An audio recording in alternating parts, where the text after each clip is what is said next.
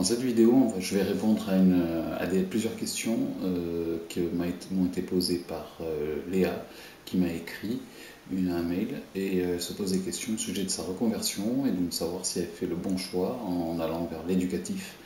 Donc je vais répondre rapidement à toutes ces questions.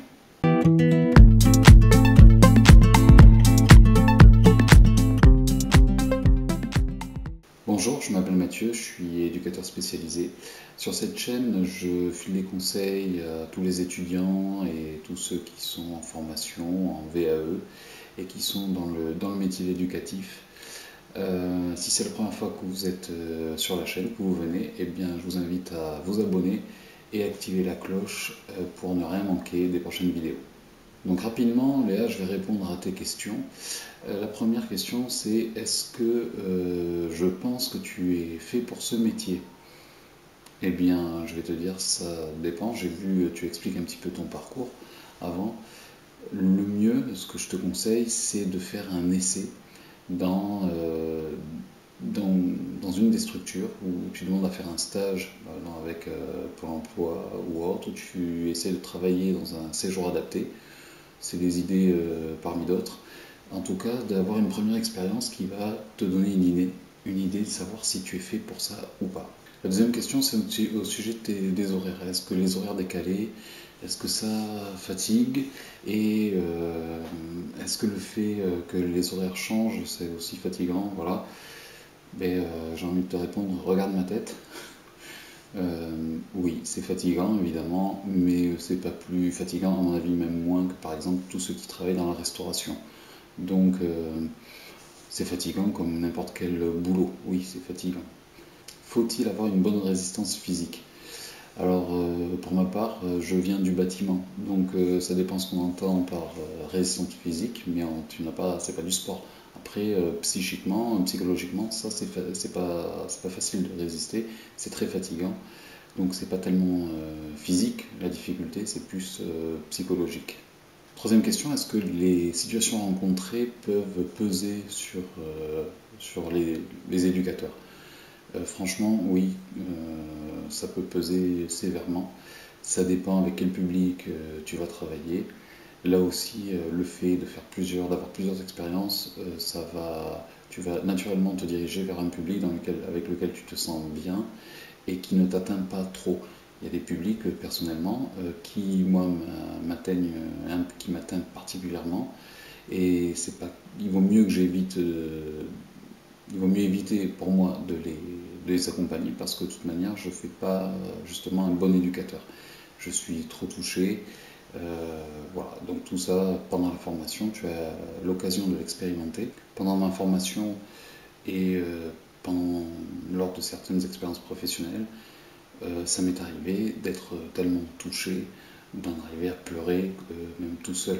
C'est parfois très difficile, il y a des choses, on rencontre des situations qui sont tristes et qui peuvent nous renvoyer à des choses personnelles. Et là où quelqu'un sera touché, un autre éduc ne le sera pas forcément, et vice-versa. Donc c'est tout à fait singulier, subjectif. En tout cas, tu vas être touché, ça c'est certain. Par rapport au financement de ta formation des 3 années, ça va dépendre de la région où tu te trouves. Mais en règle générale, rapproche-toi de ton pôle emploi. Tu as droit déjà au chômage si tu as travaillé. Donc si tu as travaillé plus de 2 ans, normalement 23 mois il me semble de chômage. Et après tu as une allocation de fin de formation qui s'élève à 650-700 euros par mois. Après tu as l'aide au logement, tu as d'autres aides, tu as des bourses aussi suivant la région. Il faut que tu te rapproches de Pôle emploi et de ton centre de formation, là où tu penses faire la formation. C'est également possible de faire la formation en alternance.